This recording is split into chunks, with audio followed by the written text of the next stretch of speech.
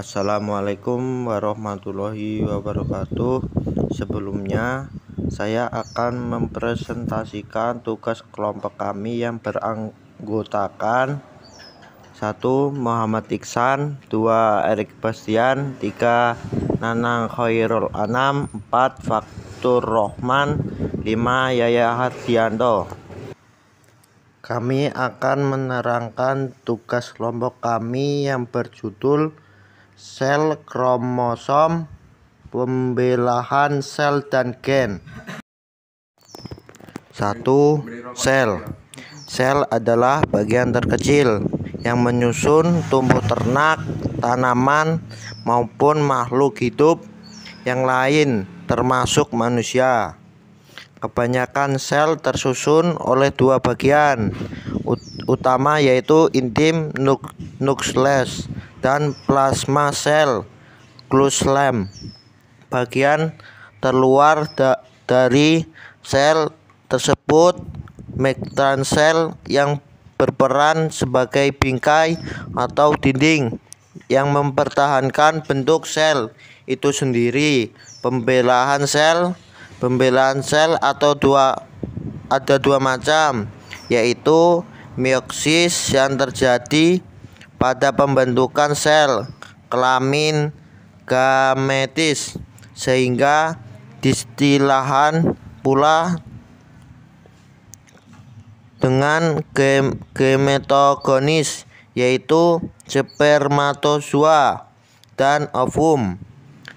Dan mitosis yang terjadi pada sel tubuh somatik sel suatu individu akan terjadi akibat pertemuan antara sel kelamin jantan spermatozoom dengan sel telur ovum yang diistilahkan dengan terjadinya fertilisasi, membentuk suatu sel tunggal yang disebut zigote. 2. Gen. Gen adalah merupakan bagian dari molekul DNA deoksiribonukleotida yang merupakan unit biologi terkecil yang berperan dalam penurunan sifat sesuatu individu dan tetuanya kepada anak keturunan. Fungsi gen: duplikasi, memproduksi molekul RNA dan menyimpan informasi yang diperlukan untuk sintesa berbagai protein pada proses mitosis maupun meiosis. Kromosom mengalami duplikasi. Duplikasi ini persis sama sekali apabila terjadi mutasi dan crossover antara kromosom dan homolog. Pada saat proses duplikasi, molekul DNA mengalami perubahan bentuk yang tidak berbentuk spiral tetapi lurus, kemudian membelah menjadi dua molekul DNA baru yang persis sama dengan molekul DNA semula. Duplikasi gen yang persis sama pada kromosom yang diperlukan untuk keberlangsungan hidup individu, kesehatan yang normal, dan performance individu yang bersangkutan. Mutasi gen, aberrasi kromosom. Mutasi gen dapat didefinisikan sebagai perubahan dari fungsi gen yang bersangkutan akibat dari kode yang dikirim oleh gen molekul DNA tersebut yang terdapat pada kromosom tertentu ke ribosom dalam plasma sel. Perubahan mRNA yang memberi perintah dan menyusun protein tertentu. Mutasi bisa terjadi secara alamiah, natural mutation, yang bisa pula terjadi oleh tindakan manusia untuk memenuhi harapan, misal mutation Hanya saja mutasi gen tertentu tidak bisa diatur sesuai dengan diinginkan.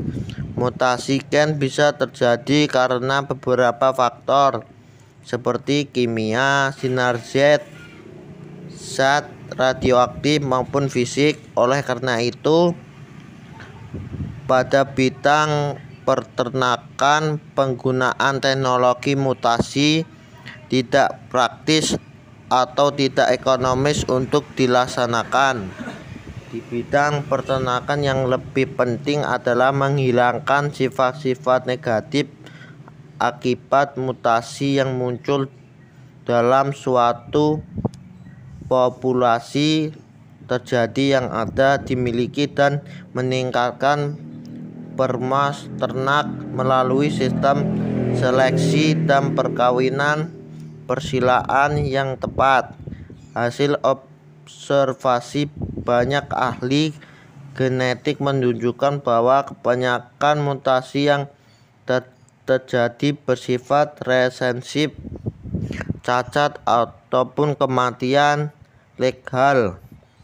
Masalahnya adalah apabila terjadi mutasi yang bersifat resesif hanya muncul atau bisa diketahui apabila individu dalam kondisi homogus. Penurunan sifat hukum Mendel. Teori yang dikemukakan Mendel adalah faktor-faktor genetik yang disebut gen yang diwariskan dari generasi ke generasi berikutnya.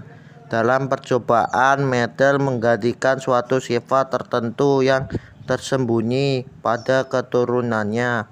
Faktor yang diekspresikan oleh sifat tersebut tidak rusak, dan sifat yang akan muncul kembali tanpa ada perubahan pada generasi berikutnya. Mendel berhasil mengembangkan hukum dasar pewarisan suatu sifat dengan beberapa alasan. Alasan hukum dasar pewarisan sifat yang dikembangkan oleh Mendel. 1. Pertama adalah jenis desain percobaan mudah dimengerti yang mampu menjawab pewarisan suatu sifat. Mendel memiliki pekerjaan yang sebidang tanah di kebun dengan menggunakan tanaman Ersis Pirsum sativum, sebab memiliki sifat yang mudah terkenal dan bentuk nampak kontras. 2. Sangat kemungkinan mengontrol persilangannya. Mendel dengan tepat dapat mengidentifikasi sifat genetik pada masing-masing tanaman. Ia membatasi analisis pada 7 sifat yang berbeda masing-masing. Sifat diekspresikan dalam bentuk berpasangan, yaitu kontras. 2. Alasan kedua, Mendel mampu bekerja dalam sejumlah yang banyak yang mengenal hubungan kuantitatif sebab ia mampu menginterpretasikan hasil percobaan dengan menggunakan model matematika yang beraplikasi langsung pada bidang biologi. Bahkan Mendel mengetahui tentang dasar fisik pewaris suatu sifat. Kenyataan yang sangat tersebut sangat sedikit yang tahu tentang proses pembelahan sel yang struktur subseluler seperti kromosom. Prinsip genetika segregasi dengan membatasi analisis satu sifat beda dimaksudkan untuk menghindari sifat yang komplain yang dapat mengganggu hasil studi. Kemudian Mendel menganalisa turunan hasil silangan pertama dari trunlit F1 Freinfrenggerisation.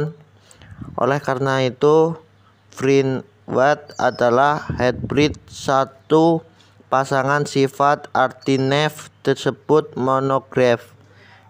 Efrin selanjutnya dibiarkan menyebuk sendiri menghasilkan F-true, Flynn generation. Methel mengulang persilangan pasangan sifat yang sama untuk ketujuh pasangan sifat alternatif. Modifikasi rasio Gonara hybrid is complete dominant. Setelah Griffith Onfleet, perkembangan genotif adalah melakukan beberapa riset cepat menjadi jelas prinsip segregasi. Methel menjelaskan variasi pewarisan sifat, bahkan bila tipe rasio fenotyp 3/1 atau 1/1 tidak diamati. Dalam kasus ini segregasi alil terjadi, namun hasilnya akan modifikasi oleh genotip yang diagregasikan dan digabungkan menjadi kelompok fenotip. Contoh, warna bunga pukul 4 ada merah muda CRG R atau putih CRG R. Bunga yang heterozigon adalah berwarna intermedier kontras heterozigon pada kebun Ersis yang mempunyai bunga yang sama pada dominan homozigon. Oleh karena warna merah muda memberikan penampakan yang tipis untuk bunga heterozigon, alel tidak dapat menutupi alel lain secara penuh. Salah satunya contoh pewarisan condomines adalah warna bulu sapi pada sapi sorghumon horizon, ekspresinya adalah merah putih, heterozigon ekspresinya merah kelabu atau rowan.